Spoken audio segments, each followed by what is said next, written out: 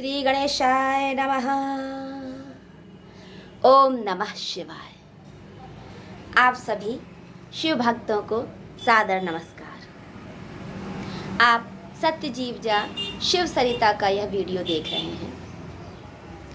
श्रावण मास चल रहा है।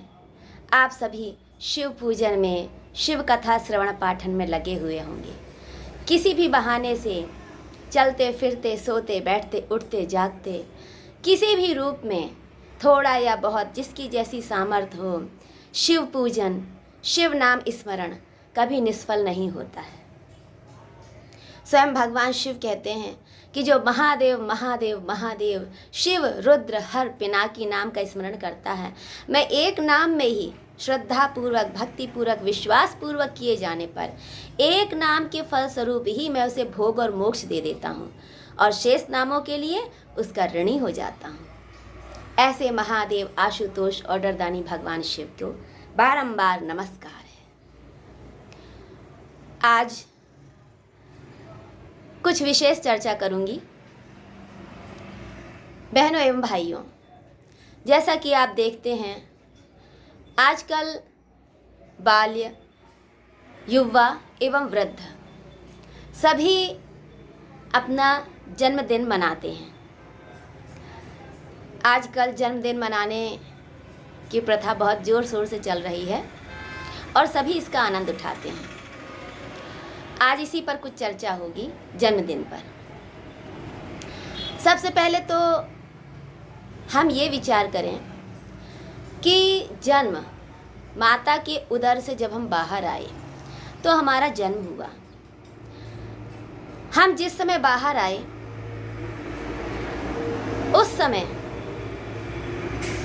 उस दिन, वार,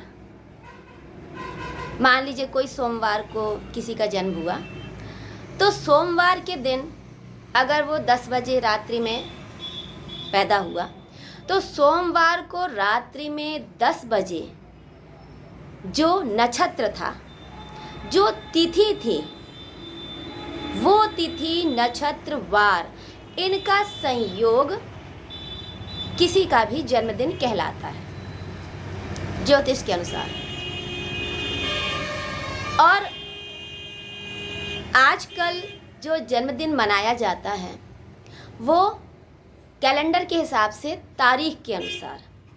जैसे अगर आपकी डेट ऑफ बर्थ है 1 जनवरी 2020, मान लीजिए किसी की डेट ऑफ बर्थ है 1 जनवरी 2020, तो 1 जनवरी 2021 को आदमी 1 वर्ष का हो गया और वो अपना जन्मदिन मना रहा है।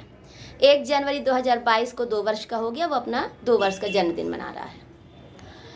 लेकिन आप ध्यान से जब देखेंगे, इस बात को समझिए कि आप चाहे तो पिछले कैलेंडरों को उठा के अपने सामने रख लीजिए। जो मैं कहने जा रही हूँ आप इसे मिलान कर सकते हैं। आप पिछले साल 2020 का कैलेंडर उठा लीजिए और 2021 का कैलेंडर उठा लीजिए और फिर मिलान कीजिए। 1 जनवरी 2020 को जिस व्यक्ति ने जन्म लिया, उस समय, उस दिन 1 जनवरी को कौन सा वार था, कौन सा नक्षत्र था और कौन सा तिथि थी? क्या वही तिथि, वही दिन, वही वार, वही नक्षत्र 2021 को भी 1 जनवरी को पड़ रहा है? आप देखेंगे और पाएंगे कि 1 जनवरी 2021 को दिन, वार, नक्षत्र, तिथि में भिन्नता मिलेगी।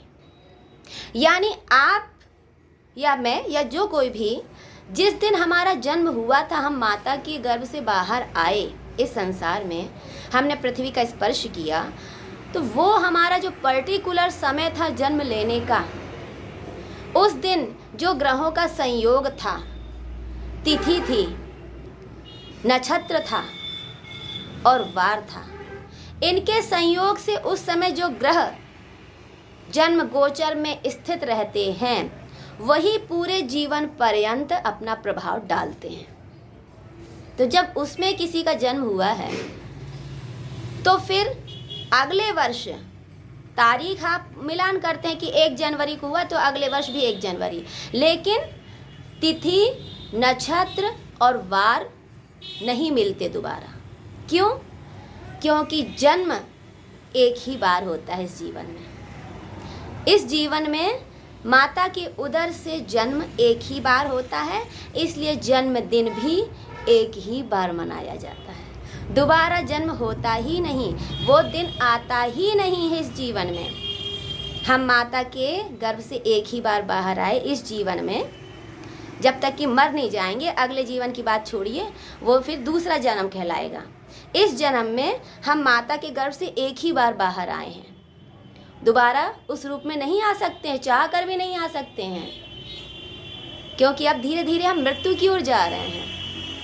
तो वही तिथि, वार और नक्षत्र का संयोग अति दुर्लभ है। हजारों करोड़ों में ही कोई ऐसा होता है जिसका नक्षत्र, तिथि और वार का संयोग ठीक वैसा ही मिलान बैठ जाए। बहुत कम ऐसा संयोग होता है, हजारों लाखों में। अन्यथा वही संयोग दोबारा कभी जीवन में नहीं आता है। तो जब हमारे जीवन में वो संयोग ही नहीं दोबारा आ रहा, तो फिर जन्मदिन हम मनाए जा रहे हैं केवल कैलेंडर की तिथि के अनुसार। अब आप ही समझिए ये कितना उचित है और क्या ठीक है क्या नहीं, आप स्वयं ही विचार कीजिए। इसलिए दूसरी बात यह है कि जन्मदिन पर आदमी खुश होता है, अपनी उपलब्धियों की, अपने जीवन के बारे में खुशी दूसरों से बांटता है। लोग भोज करते हैं, मिठाइयाँ बांटते हैं, तरह तरह के रूप में अपना जन्मदिन मनाते हैं। कुछ लोग दान पुण्य करते हैं, धार्मिक अनुष्ठान भी करवाते हैं। मतलब खुश तो होते ही हैं किसी न किसी रूप में। जन्मदिन जब आप मनाते हैं, आपकी जब आयु बढ़ गई, आप 1 वर्ष से 2 वर्ष के हो गए, 5 वर्ष के हो गए, 10 वर्ष के हो गए, तो धीरे धीरे आपकी जो आयु थी वो घट रही है। अगर आप 10 वर्ष के हैं तो इसका मतलब है कि आपकी टोटल आयु में से 10 वर्ष कम हो गए हैं, माइनस हो गए हैं।